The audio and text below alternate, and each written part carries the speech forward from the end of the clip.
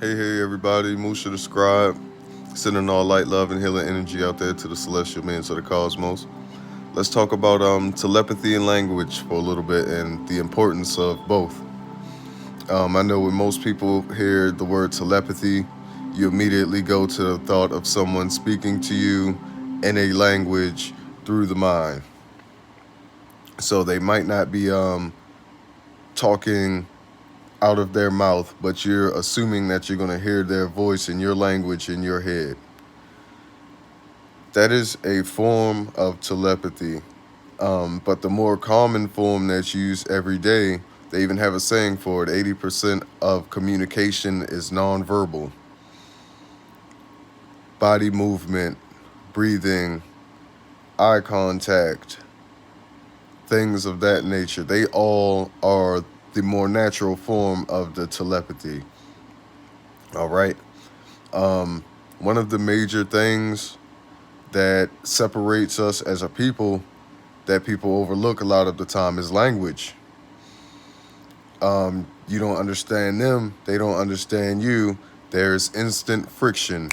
There's instant tension between those people now because the art of dialogue is extremely fragile. If they sound different than you and you sound different than them, more than likely there's going to be a problem, even when there's not meant to be so. And y'all should understand what I'm saying. And that's why when I try to speak about things, I try to speak in layman's terms.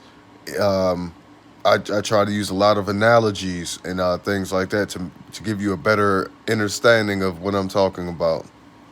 Even with like spelling and the meaning behind words, we call that etymology. A lot of things are hidden in translation within the word itself. Like I spoke about Hiroshima the other day. Hiroshima, the city of Heru, because hero translate to Heru in different languages. The same word, it's different words with the same meaning in different languages, which causes us to babble on, causing friction with lack of understanding of what the other person's talking about. The whole time they talk about the same shit you talk about in a different way. So language and etymology is dangerous. And that's really what I want to speak on as far as language and etymology goes. Touching back on to the telepathy, if 80% of communication is nonverbal and people are willing to admit that, you got to think about it a little bit deeper. Then, okay, if most of the time we're not communicating through physical communication, what is it? It's going to be body language, eye contact, vibration, frequency resonance, and your energy. And a benefit with our people is, I spoke about it before, we have that gift of empathy, of being empaths, to where you can tell if somebody kicking you some bullshit or if somebody genuinely telling you something out of love. And it's a hard thing to describe, but it's a feeling from your soul, you know? You can feel truth and you can feel deceit. And the best way I can describe it is, through that trait of empathy that we share. So this is just going to be a quick talk. I think I covered everything as far as telepathy, language, and a little bit of etymology. And I spoke to Brother Seema about this before, that I was planning on doing some videos breaking down the etymology behind a few words and things like that. But I think we're getting into the point now to where we have a better understanding of each other and the cosmos.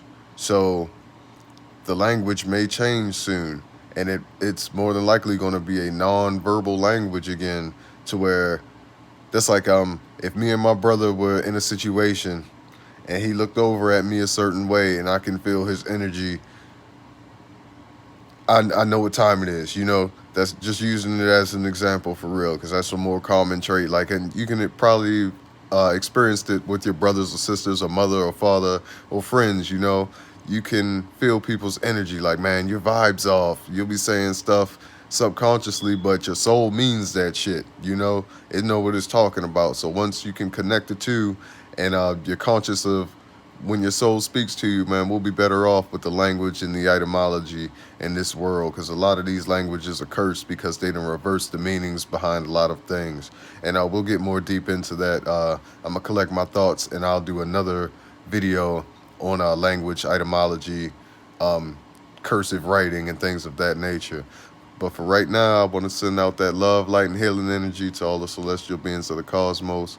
Musha the Scribe. Love y'all, man. I'm going to be hitting y'all all day. Mad love.